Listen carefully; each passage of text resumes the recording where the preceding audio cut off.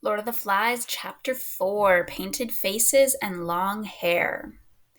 The first rhythm that they became used to was the slow swing from dawn to quick dusk. They accepted the pleasures of morning, the bright sun, the whelming sea, and sweet air, as a time when play was good and life so full that hope was not necessary and therefore forgotten. Toward noon, as the floods of light fell more nearly to the perpendicular, the stark colors of the morning were smoothed in pearl and opalescence, and the heat, as though the impending sun's height gave it momentum, became a blow that they ducked, running to the shade and lying there, perhaps even sleeping. Strange things happened at midday. The glittering sea rose up, moved apart in plains of blatant impossibility. The coral reef and the few stunted palms that clung to the more elevated parts would float up into the sky, would quiver, be plucked apart, run like raindrops on a wire, or be repeated as in an odd succession of mirrors. Sometimes land loomed where there was no land and flicked out like a bubble as the children watched.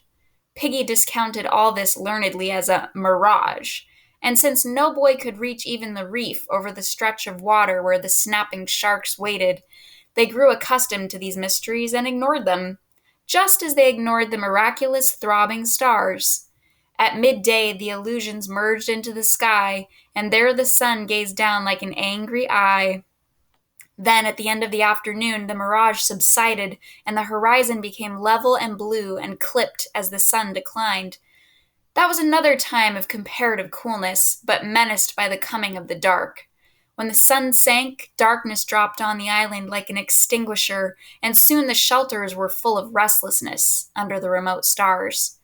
Nevertheless, the Northern European tradition of work, play, and food right through the day made it possible for them to adjust themselves wholly to this new rhythm. The little un Percival had early crawled into a shelter and stayed there for 2 days, talking, singing, and crying, till they thought him batty and were faintly amused. Ever since then he had been peaked, red-eyed, and miserable, a little un who played little and cried often. The smaller boys were known now by the generic title of little uns. The decrease in size from Ralph down was gradual, and though there was a dubious region inhabited by Simon and Robert and Maurice, nevertheless no one had any difficulty in recognizing big uns at one end and little uns at the other. The undoubted little uns, those aged about 6, led a quite distinct and at the same time intense life of their own. They ate most of the day, picking fruit where they could reach it, and not particular about ripeness and quality. They were used now to stomach aches and a sort of chronic diarrhea. They suffered untold terrors in the dark and huddled together for comfort. Apart from food and sleep, they found time for play, aimless and trivial, in the white sand by the bright water. They cried for their mothers much less often than might have been expected. They were very brown and filthily dirty. They obeyed the summons of the conch, partly because Ralph blew it, and he was big enough to be a link with the adult world of authority, and partly because they enjoyed the entertainment of the assemblies. But otherwise, they seldom bothered with the big uns, and their passionately emotional and corporate life was their own. They had built castles in the sand at the bar of the little river. These castles were about 1 foot high and were decorated with shells, withered flowers, and interesting stones. Round the castles was a complex of marks, tracks, walls, railway lines that were of significance only if inspected with the eye at beach level. The little uns played here, if not happily, at least with absorbed attention, and often as many as 3 of them would play the same game together. 3 were playing here now. Henry was the biggest of them.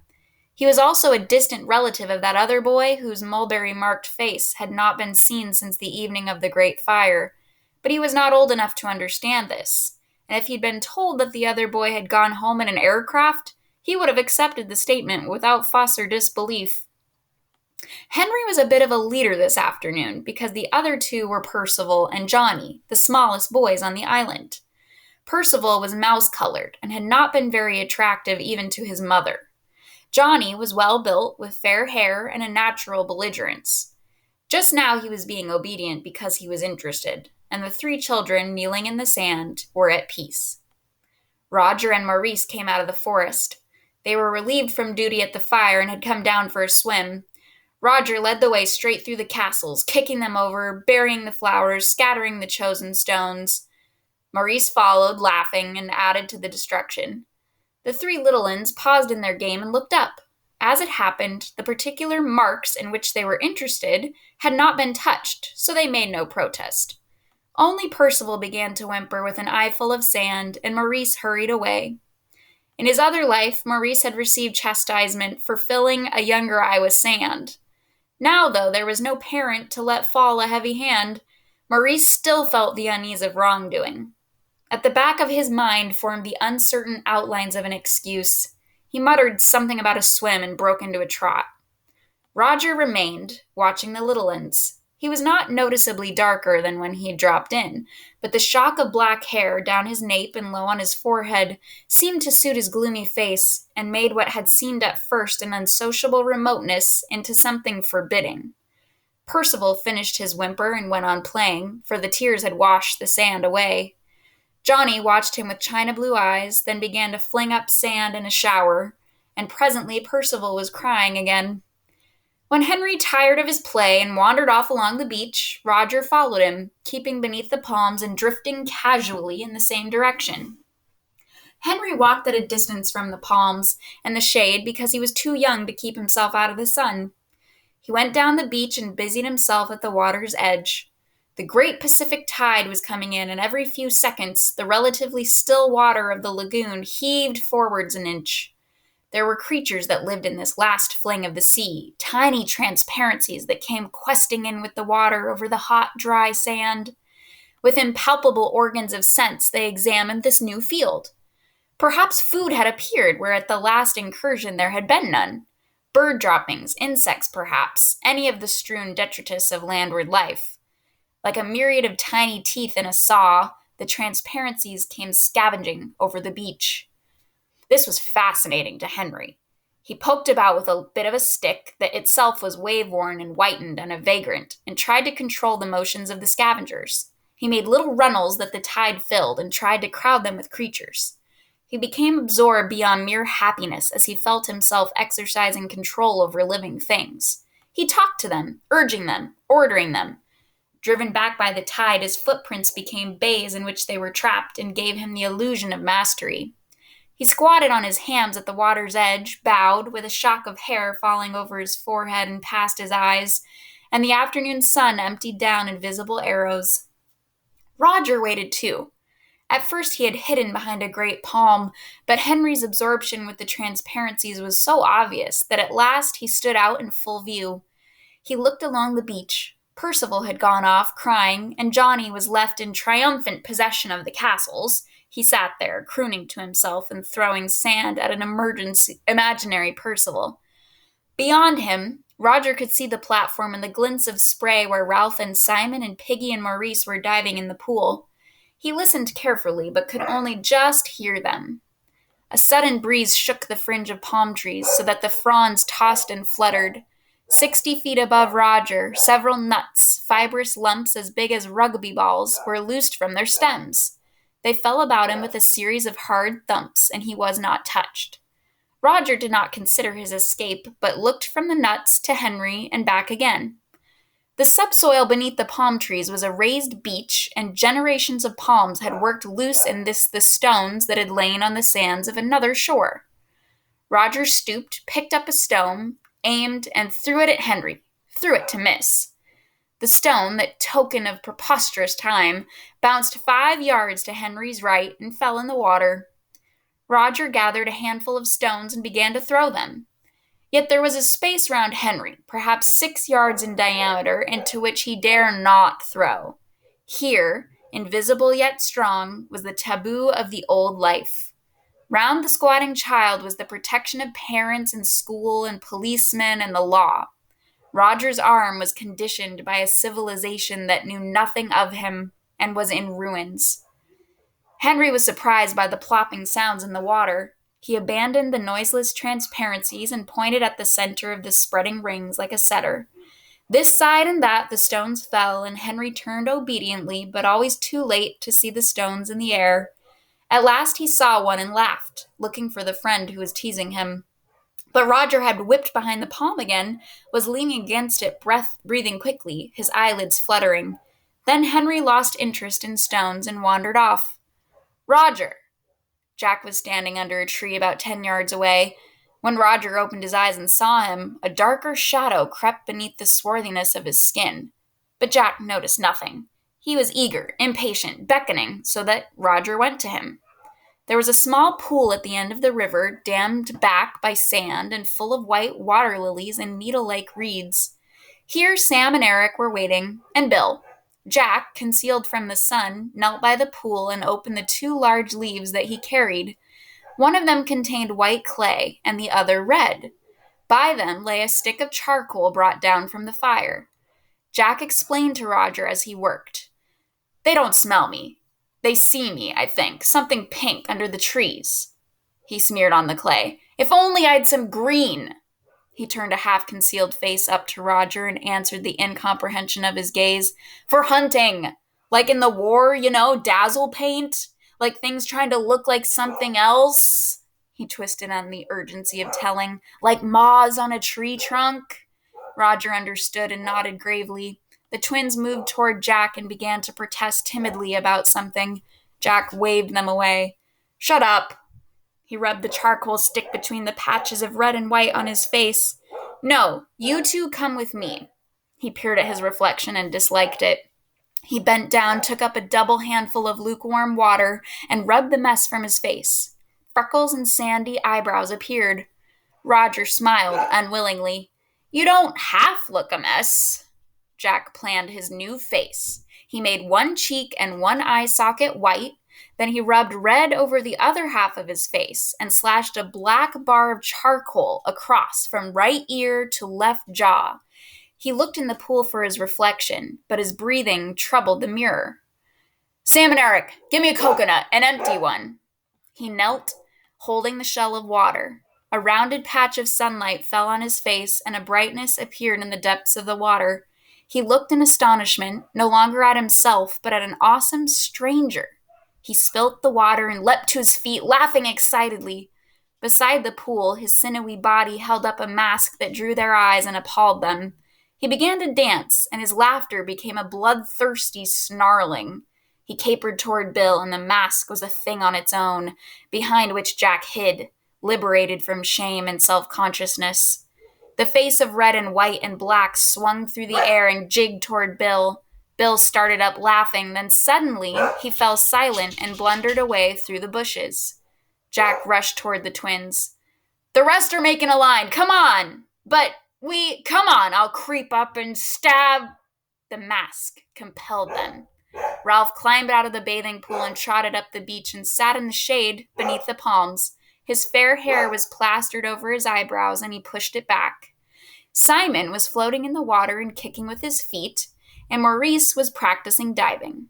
Piggy was mooning about, aimlessly picking up things and discarding them. The rock pools which so fascinated him were covered by the tide, so he was without an interest until the tide went back. Presently, seeing Ralph under the palms, he came and sat by him. Piggy wore the remainders of a pair of shorts. His fat body was golden brown, and the glasses still flashed when he looked at anything. He was the only boy on the island whose hair never seemed to grow. The rest were shock-headed, but Piggy's hair still lay in wisps over his head, as though baldness were his natural state, and this imperfect covering would soon go, like the velvet on a young stag's antlers. I've been thinking, he said, about a clock. We could make a sundial. We could put a stick in the sand, and then... The effort to express the mathematical processes involved was too great. He made a few passes instead. And an airplane and a TV set, said Ralph sourly, and a steam engine. Piggy shook his head. You have to have a lot of metal things for that, he said, and we haven't got no metal. But we got a stick. Ralph turned and smiled involuntarily. Piggy was a bore. His fat, his asthma, and his matter-of-fact ideas were dull, but there was always a little pleasure to be got out of pulling his leg, even if one did it by accident. Piggy saw the smile and misinterpreted it as friendliness. There had grown up tacitly among the Biggins the opinion that Piggy was an outsider, not only by accent, which did not matter, but by fat and asthma and specs and a certain disinclination for manual labor. Now, finding that something he had said made Ralph smile, he rejoiced and pressed his advantage. We got a lot of sticks. We could have a sundial each. Then we should know what the time was. A fat lot of good that would be. You said you wanted things done, so as we could be rescued. Oh, shut up. He leapt to his feet and trotted back to the pool, just as Maurice did a rather poor dive. Ralph was glad of a chance to change the subject. He shouted as Maurice came to the surface. Belly flop! Belly flop! Maurice flashed a smile at Ralph, who slid easily into the water. Of all the boys, he was the most at home there. But today, irked by the mention of rescue, the useless, footling mention of rescue, even the green depths of water and the shattered golden sun held no balm. Instead of remaining and playing, he swam with steady strokes under Simon and crawled out of the other side of the pool to lie there, sleek and streaming like a seal. Piggy, always clumsy, stood up and came to stand by him, so that Ralph rolled on his stomach and pretended not to see. The mirages had died away, and gloomily he ran his eye along the top blue line of the horizon. The next moment, he was on his feet and shouting, Smoke! Smoke! Simon tried to sit up in the water and got a mouthful. Maurice, who'd been standing ready to dive, swayed back on his heels, made a bolt for the platform, then swerved back to the grass under the palms. There he started to pull on his tattered shorts, to be ready for anything. Ralph stood, one hand holding back his hair, the other clenched. Simon was climbing out of the water. Piggy was rubbing his glasses on his shorts and squinting at the sea. Maurice had got both legs through one leg of his shorts. Of all the boys, only Ralph was still. I can't see no smoke, said Piggy incredulously. I can't see no smoke, Ralph. Where is it? Ralph said nothing. Now both his hands were clenched over his forehead so that the fair hair was kept out of his eyes. He was leaning forward, and already the salt was whitening his body. Ralph, where's the ship? Simon stood by, looking from Ralph to the horizon. Maurice's trousers gave way with a sigh, and he abandoned them as a wreck, rushed toward the forest, and then came back again. The smoke was a tight little knot on the horizon and was uncoiling slowly. Beneath the smoke was a dot that might be a funnel. Ralph's face was pale as he spoke to himself. They'll see our smoke. Piggy was looking in the right direction now. It don't look much. He turned round and peered up at the mountain. Ralph continued to watch the ship ravenously. Color was coming back into his face. Simon stood by him, silent. I know I can't see very much, said Piggy, but have we got any smoke? Ralph moved impatiently, still watching the ship. The smoke on the mountain. Maurice came running and stared out to sea. Both Simon and Piggy were looking up at the mountain. Piggy screwed up his face, but Simon cried out as though he'd hurt himself. Ralph! Ralph! The quality of his speech twisted Ralph on the sand. You tell me, said Piggy anxiously. Is there a signal? Ralph looked back at the dispersing smoke in the horizon, then up at the mountain. Ralph, please, is there a signal? Simon put out his hand timidly to touch Ralph, but Ralph started to run, splashing through the shallow end of the bathing pool, across the hot white sand and under the palms. A moment later, he was battling with the complex undergrowth that was already engulfing the scar. Simon ran after him, then Maurice. Piggy shouted, Ralph, please, Ralph! Then he too started to run, stumbling over Maurice's discarded shorts before he was across the terrace. Behind the four boys, the smoke moved gently along the horizon, and on the beach, Henry and Johnny were throwing sand at Percival, who was crying quietly again, and all three were in complete ignorance of the excitement.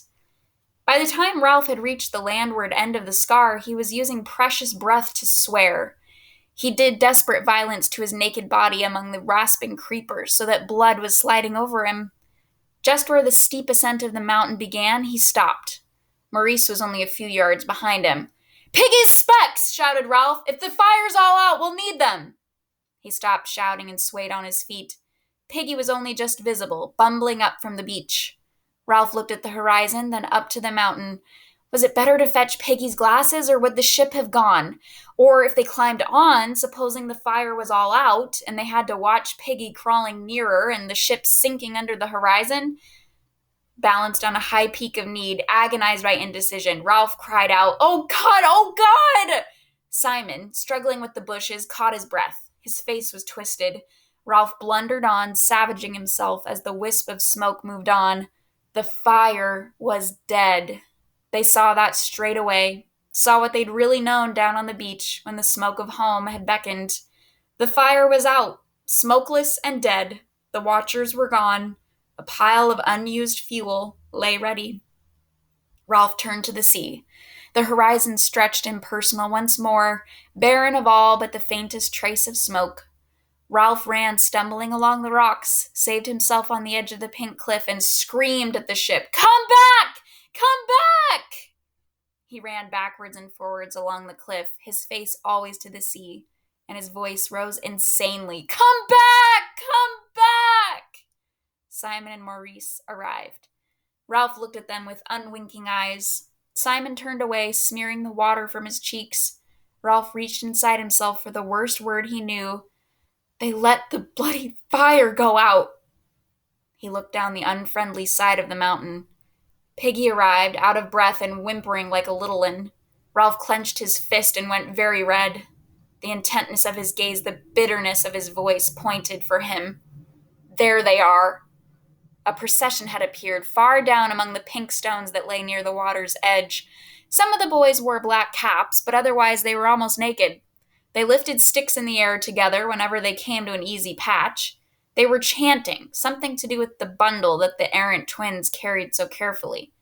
Ralph picked out Jack easily, even at that distance, tall, red-haired, and inevitably leading the procession. Simon looked now from Ralph to Jack as he had looked from Ralph to the horizon, and what he saw seemed to make him afraid. Ralph said nothing more, but waited while the procession came nearer. The chant was audible, but at that distance, still wordless. Behind Jack walked the twins, carrying a great stake on their shoulders. The gutted carcass of a pig swung from the stake, swinging heavily as the twins toiled over the uneven ground. The pig's head hung down with a gaping neck and seemed to search for something on the ground. At last, the words of the chant floated up to them, across the bowl of blackened wood and ashes. "Kill the pig! Cut her throat! Spill her blood!" Yet as the words became audible, the procession reached the steepest part of the mountain, and in a minute or two the chant had died away. Piggy sniveled, and Simon shushed him quickly, as though he'd spoken too loudly in church. Jack, his face smeared with clays, reached the top first and hailed Ralph excitedly with lifted spear. "Look! We've killed a pig! We stole up on them, we got in a circle." Voices broke in from the hunters. "We got in a circle, we crept up, the pig squealed." The twins stood with the pig swinging between them, dropping black gouts on the rock. They seemed to share one wide, ecstatic grin. Jack had too many things to tell Ralph at once. Instead, he danced a step or two, then remembered his dignity, and stood still, grinning. He noticed blood on his hands and grimaced distastefully, looking for something on which to clean them, then wiped them on his shorts and laughed. Ralph spoke. "You let the fire go out." Jack checked, vaguely irritated by this irrelevance, but too happy to let it worry him. "We can light the fire again. You should have been with us, Ralph. We had a smashing time. The twins got knocked over. We hit the pig. I fell on top. I cut the pig's throat," said Jack proudly, and yet twitched as he said it. "Can I borrow yours, Ralph, to make a nick in the hilt?" The boys chattered and danced. The twins continued to grin. "There was lashings of blood," said Jack, laughing and shuddering. "You should have seen it." "We'll go hunting every day." Ralph spoke again hoarsely. He had not moved. "You let the fire go out." This repetition made Jack uneasy. He looked at the twins and then back at Ralph. "We had to have them in the hunt," he said, "or there wouldn't have been enough for a ring." He flushed, conscious of a fault. "The fire's only been out an hour or two. We can light up again."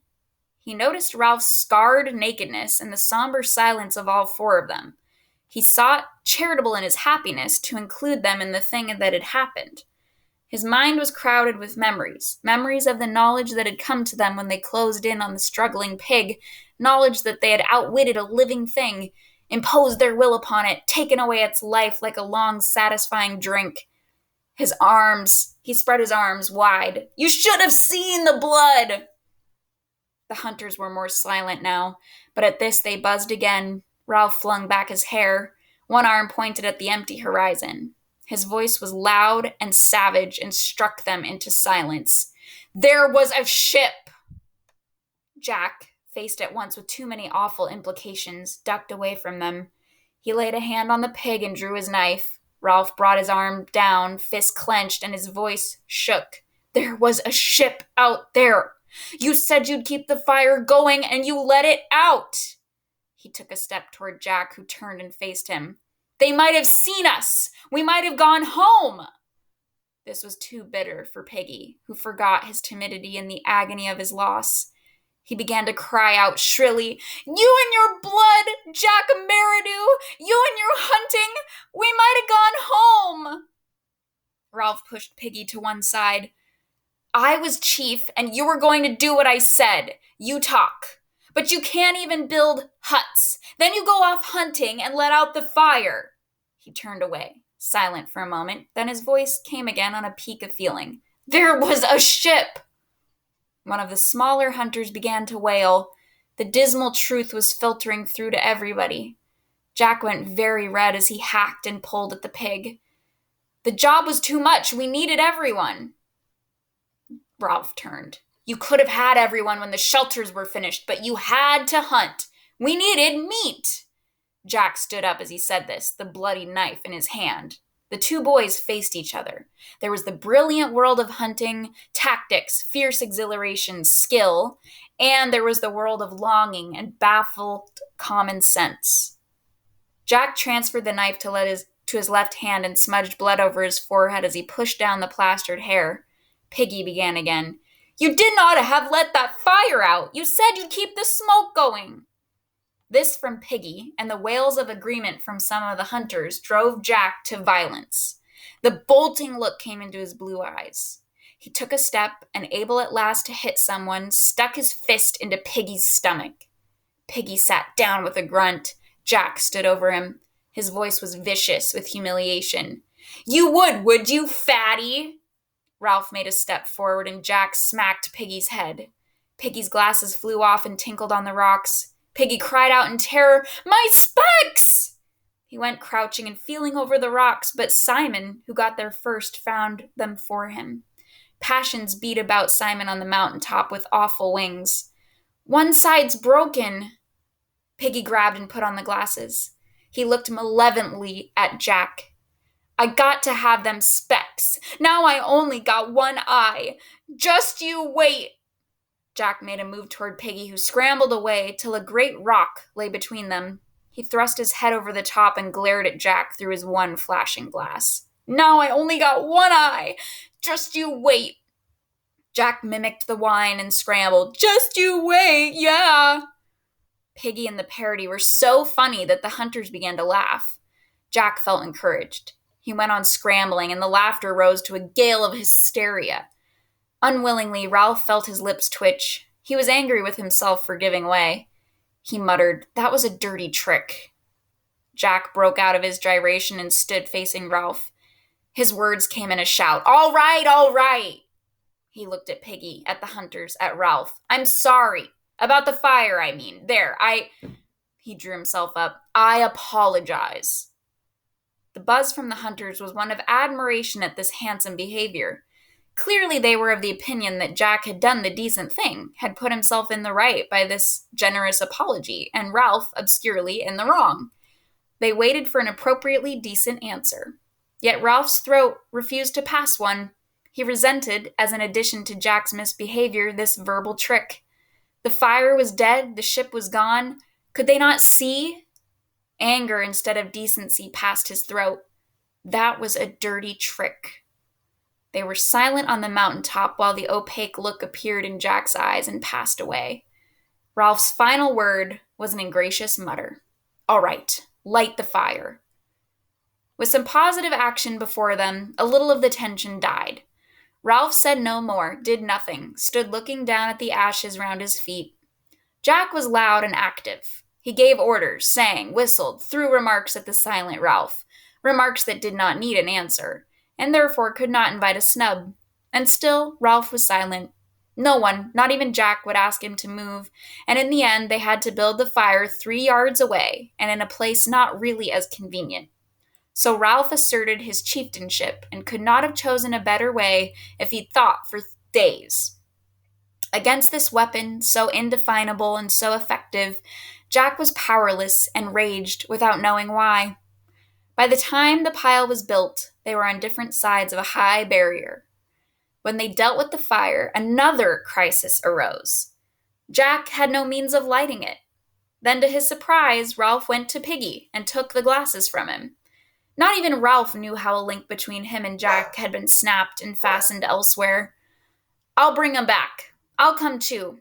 Piggy stood behind him, islanded in a sea of meaningless color, while Ralph knelt and focused the glossy spot. Instantly, the fire was alight. Piggy held out his hands and grabbed the glasses back. Before these fantastically attractive flowers of violet and red and yellow, unkindness melted away. They became a circle of boys round a campfire, and even Piggy and Ralph were half drawn in. Soon some of the boys were rushing down the slope for more wood, while Jack hacked the pig. They tried holding the whole carcass on a stake over the fire, but the stake burnt more quickly than the pig roasted. In the end, they skewered bits of meat on branches and held them in the flames, and even then, almost as much boy was roasted as meat. Ralph's dribbled. He meant to refuse meat, but his past diet of fruit and nuts with an odd crab or fish gave him too little resistance. He accepted a piece of half-raw meat and gnawed it like a wolf. Piggy spoke, also dribbling. "Aren't I having none?" Jack had meant to leave him in doubt as an assertion of power, but Piggy, by advertising his omission, made more cruelty necessary. "You didn't hunt." "No more did Ralph," said Piggy wetly. "Nor Simon," he amplified. "There isn't more than a ha'porth of meat in a crab." Ralph stirred uneasily. Simon, sitting between the twins and Piggy, wiped his mouth and shoved his piece of meat over the rocks to Piggy, who grabbed it. The twins giggled, and Simon lowered his face in shame. Then Jack leapt to his feet, slashed off a great hunk of meat, and flung it down at Simon's feet. "Eat, damn you!" He glared at Simon. "Take it!" He spun on his heel, center of a bewildered circle of boys. "I got you meat!" Numberless and inexpressible frustrations combined to make his rage elemental and awe-inspiring. "I painted my face. I stole up. Now you eat, all of you. And I..." Slowly, the silence on the mountaintop deepened till the click of the fire and the soft hiss of roasting meat could be heard clearly. Jack looked round for understanding, but found only respect. Ralph stood among the ashes of the signal fire, his hands full of meat, saying nothing. Then at last, Maurice broke the silence. He changed the subject to the only one that could bring the majority of them together. "Where did you find the pig?" Roger pointed down the unfriendly side. "They were there, by the sea." Jack, recovering, could not bear to have his story told. He broke in quickly. "We spread round. I crept on hands and knees. The spears fell out because they hadn't barbs on. The pig ran away and made an awful noise. It turned back and ran into the circle, bleeding." All the boys were talking at once, relieved and excited. "We closed in." The first blow had paralyzed its hindquarters, so then the circle could close in and beat and beat. "I cut the pig's throat." The twins, still sharing their identical grin, jumped up and ran round each other. Then the rest joined in, making pig-dying noises and shouting, "One for his knob! Give him a fourpenny one!" Then Maurice pretended to be the pig and ran squealing into the center, and the hunters, circling still, pretended to beat him. As they danced, they sang, "Kill the pig! Cut her throat! Bash her in!" Ralph watched them, envious and resentful. Not till they flagged and the chant died away did he speak. "I'm calling an assembly." One by one, they halted and stood watching him. "With the conch. I'm calling a meeting even if we have to go in the dark. Down on the platform, when I blow it, now." He turned away and walked off, down the mountain.